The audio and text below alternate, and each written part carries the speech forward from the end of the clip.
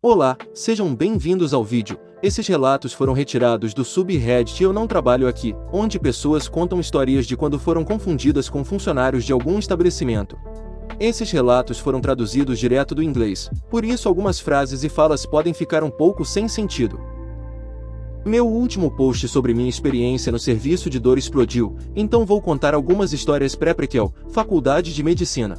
Duas coisas a saber sobre a Faculdade de Medicina nos Estados Unidos. 1. É absurdamente cara, $250 mil por curso. E 2. Fazemos um monte de rodízios obrigatórios por certas especialidades onde geralmente somos tratados como lixo.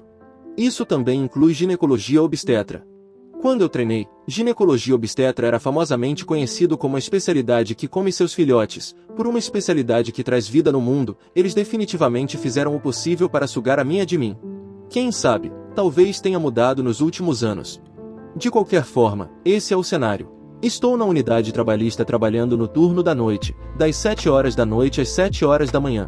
Os residentes, médicos em formação, e os assistentes, médicos praticantes, responsáveis pela equipe, deixaram claro para mim que na hierarquia de importância, estou abaixo da lixeira, então fico 12 horas preso ali evitando-os quando eles estão estressados e tentando ajudar na medida em que não irrito ninguém. A senhora chega com mais 2 pessoas e um dos residentes me diz para ir vê-la. Olá, eu sou, nome da OP, estudante de medicina da unidade de trabalho de parto. Tudo bem se eu fizer algumas perguntas? Paciente, só me dê um momento. Preciso verificar sua aura. O quê? Nota lateral, agora me orgulho de ter uma cara de pôquer incrível, em parte por causa de algumas coisas malucas que experimentei na faculdade de medicina. Essa foi uma delas. Paciente, sua aura. Eu detecto laranjas e amarelos. Você é otimista, não é? Eu preciso disso agora. Entre. Obrigada, senhora. Eu era jovem e inocente e não saí imediatamente, mas meus sentidos estavam gritando. Eu faço minhas perguntas típicas sobre a gravidez e o trabalho de parto até agora, então faço a pergunta perigosa. Você tem um plano de parto? Ela pega um fichário laminado, abre e começa a me guiar por sua lista incrivelmente longa de pedidos, incluindo, sem luzes, sem medicamentos para ela ou para o bebê, sem epidurais, meditação regular, manter a placenta, difusor de óleo, etc. Acho que em algum momento as enfermeiras ficaram com pena de mim e uma veio fazer o check-in. A enfermeira foi puxada para sua longa explicação sobre sua Bíblia de Nascimento rosa laminada. Enfermeira, senhora, obrigada por nos mostrar isso, mas acho que você deveria discutir isso com os médicos porque alguns de seus desejos podemos realizar, mas alguns talvez não possamos atender, dependendo de como for o seu trabalho de parto. Paciente, bem, eu paguei um bom dinheiro para estar aqui. Eu pago para todos vocês estarem aqui. Você pode fazer isso acontecer. Por fim, convenço-a a me deixar pegá-lo para mostrá-lo ao médico e saímos do quarto. A enfermeira sai, dizendo de forma muito ameaçadora, ela vai ser especial. Nas horas seguintes, seu quarto se transformou em uma porta giratória enquanto o paciente contratava e demitia pessoas com base em suas auras. Como essa senhora os leu, não faço ideia, mas acabou demitindo 4 enfermeiras, 2 residentes, um técnico e o zelador porque alguns deles estavam irradiando energia ruim e um estava muito vermelho. Ela absolutamente se recusou a ter qualquer discussão sobre seu plano de nascimento ou dar qualquer margem de manobra porque foi decidido com seu guru espiritual. Ninguém queria falar com ela porque ela era muito louca. Então, claramente, estou preso em seu quarto perfumado de sálvia para apaziguar seus caprichos, incluindo limpar suas coisas, reabastecer seu difusor de óleo, esfregar óleo de melaleuca em lugares estranhos, ajudá-la em suas posições de yoga. Então a dor do parto realmente começou. E de repente, a morfina estava bem em seu plano de parto porque era um remédio natural. E a aura verde penetrante do anestesista era tolerável porque ele suavizou em um matcha macio. Exceto que, quando você dá muita morfina a uma mulher grávida, o bebê também recebe, e a frequência cardíaca do bebê diminui. Então, estou preso dizendo a ela que ela não pode conseguir mais morfina. Paciente, graças a Deus, você está aqui. Preciso de mais morfina, estou com muita dor. Senhora, eu entendo que você está com dor. No entanto, não podemos dar-lhe mais. Seu bebê não pode tolerar isso. Paciente, o bebê? O bebê está completamente bem, eu o sinto, é comigo que você deveria se preocupar, sou eu que pago para estar aqui. Estou com dor. Eu preciso da morfina. Senhora, o anestesista pode discutir a administração de uma epidural para controle da dor. Será mais seguro para você e para o bebê e controlará sua dor. Paciente, você quer colocar essa toxina no meu corpo? Você não leu meu plano de parto? Absolutamente não. Eu preciso da morfina. Novamente, eu paguei para estar aqui. Eu pago pelo seu salário. Eu contratei você. Lembre-se, eu posso demiti-lo. Você deveria estar me ouvindo aqui. Na minha 11ª hora lá, ela me quebrou. Senhora, com todo respeito, sou apenas uma estudante de medicina. Não recebo salário, na verdade, eu pago para estar aqui. Mesmo se você me demitir, seus médicos, incluindo sua equipe de anestesia, dirão que você não pode obter mais morfina porque é um perigo para seu bebê. Tenho certeza de que os anestesistas ficarão felizes em discutir quaisquer outras opções para o controle da sua dor, o que inclui a opção de uma epidural. Paciente, foda-se essas toxinas e foda-se, saia. Você também está demitido. Eu sabia que você não era amarelo. Você foi um chartreuse, cor verde. Então eu fui para casa e desabei feliz na cama. No dia seguinte, fiz o check-in e recebi a história completa das enfermeiras. Aparentemente, ela rachou e recebeu uma epidural. Então ela entrou em trabalho de parto ativo e odiou tanto que exigiu que parasse. Ela passou por anestesia geral para uma cesariana e deu à luz seu bebê. Durante o resto do mês em que estive lá, todos nós tínhamos pequenos crachás com as cores de nossa aura. Eu era chartreuse, cor verde. Fim do relato. Isso aconteceu durante o ensino médio, quando ser voluntário era obrigatório para os trabalhos escolares e tive a infeliz experiência de lidar com uma Karen que ficou brava com os coordenadores do workshop por serem seus filhos bem comportados ajudando no workshop, enquanto ela deixava seus próprios duendes correrem loucamente derrubando plantas.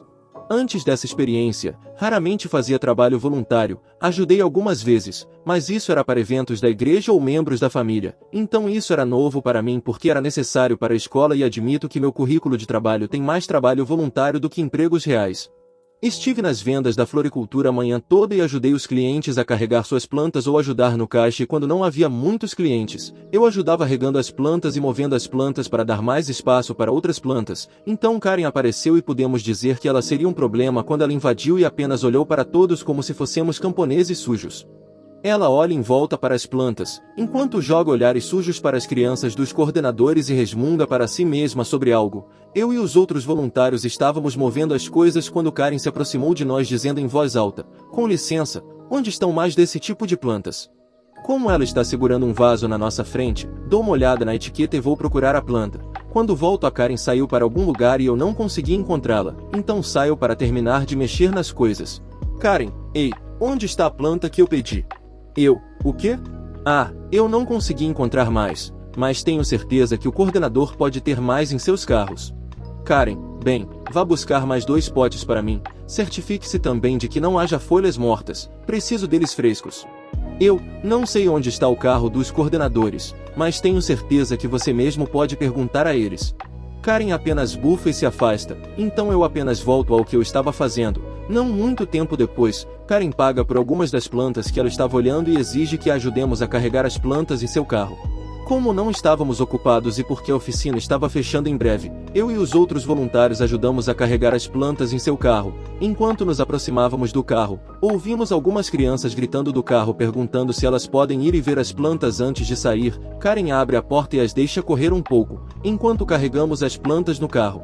Enquanto caminhamos para a oficina, ouvimos as crianças correndo entre as fileiras de plantas e até mesmo começando a mexer nas etiquetas dos vasos. Os duendes até começaram a empurrar os vasos pelas barracas e muitos deles estavam muito perto de tombar. Tínhamos que correr e pegar antes que os vasos caíssem das barracas, enquanto avisávamos para não sacudir ou empurrar os vasos, porque o coordenador pagava muito dinheiro e gastava horas para cultivar essas plantas. A coordenadora percebeu isso e disse a Karen para ficar de olho em seus filhos, já que Karen voltou para comprar um pouco mais. Karen, bem, por que eu deveria ter que cuidar de meus filhos, quando você tem muitas babás para cuidar de seus filhos? Com certeza elas podem cuidar de meus filhos também, em vez de ficar sem fazer nada. Coordenador, esses adolescentes não são nossas babás, são alunos do ensino médio fazendo trabalho voluntário.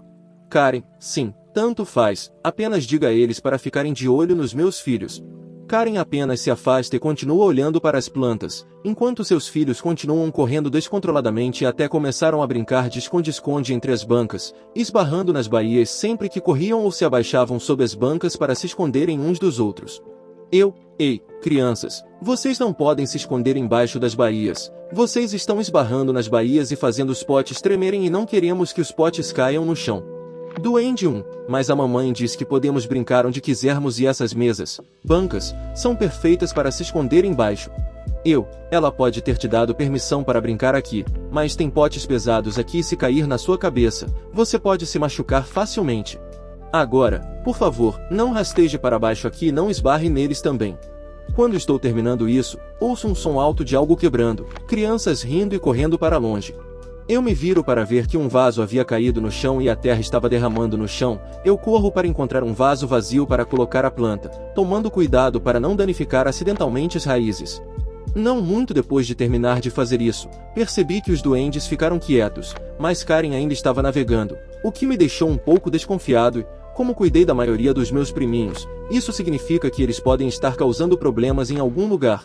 Enquanto caminho em direção às fileiras de plantas do fundo, noto que alguns dos vasos que foram colocados lá atrás desapareceram, então aceno para os coordenadores para perguntar se eles os moveram, o que eles disseram que não e foi quando ouvimos as crianças rindo de alguns metros de distância.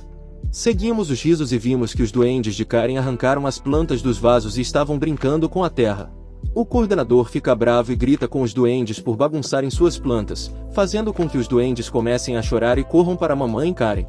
Os outros coordenadores vêm ver o que aconteceu e trazem uma pá de lixo, bem como sacos extras de terra para encher os vasos, enquanto eu e os voluntários limpamos a bagunça. Ouvimos o grito de raiva da Karen. Quem ousa gritar com meus bebês?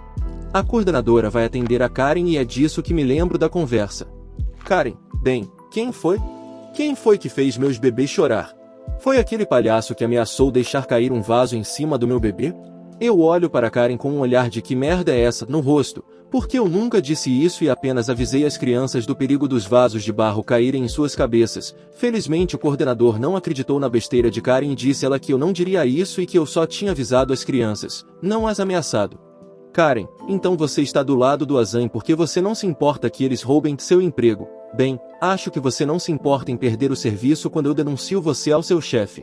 Coordenador, vá em frente e me denuncie, porque nós é que coordenamos este workshop e não um negócio real. Você pode pegar as plantas que comprou e sair porque não aprovamos que você faça falsas acusações ou racismo contra nossos voluntários. Karen fica brava e tenta derrubar mais alguns vasos antes de sair furiosa. Felizmente os que ela derrubou estavam baixos e não quebraram, mas Karen decidiu ser ainda mais mesquinha jogando as outras plantas que estavam na mala do carro dela e esmagando-os no estacionamento. Antes que ela volte para nós exigindo um reembolso, o que não acredito que tenha sido devolvido a Karen porque eles tinham uma política de não reembolso ou algo que não me lembro, o que deixou Karen ainda mais furiosa e os coordenadores foram forçados a ligar para a polícia para fazer Karen sair. Os outros voluntários e eu acabamos ficando uma hora extra para limpar a sujeira, replantando as plantas de Karen, tirando as outras plantas e colocando-as de volta nos carros dos coordenadores antes que pudéssemos sair. Fim do relato. Então, essa história aconteceu há mais de 20 anos, final dos anos 1990, e é algo que ouvi de segunda mão de minha mãe, em relação à parte principal, pois estava no trabalho quando ocorreu o último telefonema em questão. Meu filho pequeno e eu morávamos com meus pais em uma casa alugada até meu filho ter cerca de 1 ano e meio, quando tivemos que nos mudar porque o proprietário decidiu vender a casa. Nada demais. Essas coisas acontecem. O que é importante entender é que isso aconteceu antes que as pessoas pudessem transferir seus números de telefone fixo de uma residência para outra, então tivemos que mudar nosso número de telefone fixo. Também é importante observar que em nossa companhia telefônica, de acordo com eles na época, declarou que todos os números extintos foram retidos por pelo menos 6 a 12 meses antes de serem remetidos para ajudar a manter chamadas erradas para titulares de números anteriores no mínimo. Infelizmente, isso não resolveu todos os problemas. Quase imediatamente começamos a receber ligações que eram para uma mulher que chamaremos de Giselana. Diríamos às pessoas que esse não era mais o número dela, não era há pelo menos 6 meses e que não tínhamos o novo número dela. Agora, se isso fosse apenas uma ligação ocasional de algumas pessoas diferentes, isso não seria grande coisa e definitivamente não estaria neste subreddit. Mas não foi isso. Estávamos recebendo pelo menos 2 a 3 ligações para ela a cada 2 dias. E quase sempre eram pessoas completamente diferentes. E muitos deles perguntavam: é a Zelena? Quando minha mãe ou eu atendíamos o telefone, mas perguntavam: Zelena está aí disponível? Ou similar quando meu pai atendia. Era muito fácil descobrir que essas pessoas não conheciam Zelena necessariamente em um nível pessoal. Após 6 a 8 meses disso, minha mãe me ligou de repente no trabalho um dia, em um tom extremamente sério, me disse que eu precisava voltar direto para casa depois do trabalho. Ela e meu pai iriam buscar meu filho na creche para mim, então não precisava me preocupar com isso.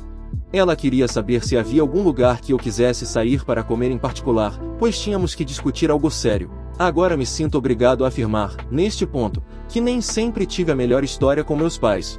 Nem sempre nos demos bem, e sempre fui uma espécie de ovelha negra na dinâmica familiar e tínhamos apenas começado a reparar nosso relacionamento cerca de 1 ano antes de eu engravidar do meu filho, e às vezes ainda era tênue.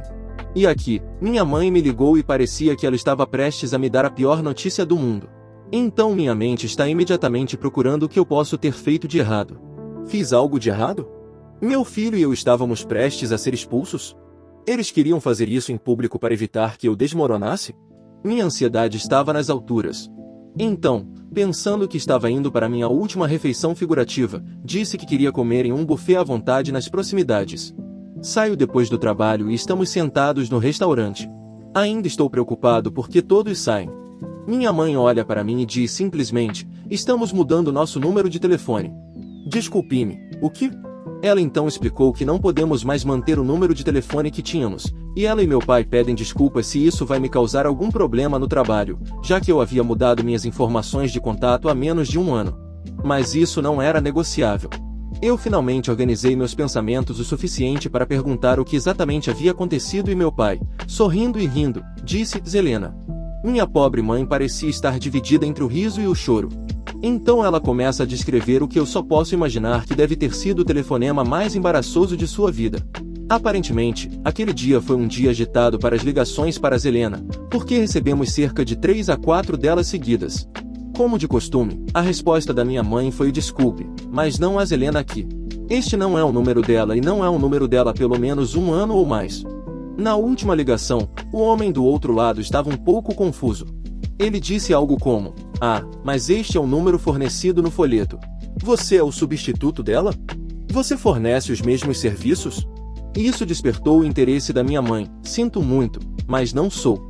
Mas temos recebido muitas ligações dela desde que recebemos este número, então posso perguntar a que folheto e serviços você está se referindo. Nesse ponto, aparentemente, o homem hesitou um momento antes de dizer a ela: o panfleto é para Zelena, insira o nome comercial adulto. Ele afirma que ela fornece serviços íntimos. Eu estava ligando sobre o serviço homenagem a Trois. Minha mãe, abençoada seja, foi uma boa menina católica na juventude e não sabia o que era isso. O senhor pediu desculpas pela ligação errada e desligou. Confusa, minha mãe olhou para meu pai, que teve que explicar para ela na hora. Foi quando minha mãe me ligou, em choque e descrença. Ao terminar de contar a história, ela finalmente deu uma risada exausta e disse: desculpe, mas não estou atendendo mais ligações para isso e não quero um número de telefone associado a isso. Além disso, com você trabalhando para Jornal Católico, não acho que nome do chefe ou qualquer outra pessoa gostaria que tivéssemos um número de telefone associado a ele também. Sim, eu não poderia discordar. Mas quando contei a meus colegas de trabalho e chefes sobre isso, eles riram muito. Claro, solicitamos um novo número à companhia telefônica e, a princípio, eles foram contra, pois já tínhamos o número há mais de 6 meses. Mas quando meus pais explicaram o problema, eles ficaram mais do que felizes em obedecer. Eles nos disseram, porém, que não seriam capazes de mudá-la novamente tão cedo, a menos que nos mudássemos novamente, lol. Então é isso. Minha primeira e única história. Eu não trabalho aqui, senhora. Pelo menos, até este ponto. Se gostou do vídeo, não se esqueça de deixar o like e se inscrever no canal. E se quiser, pode sugerir um subreddit nos comentários. Até a próxima!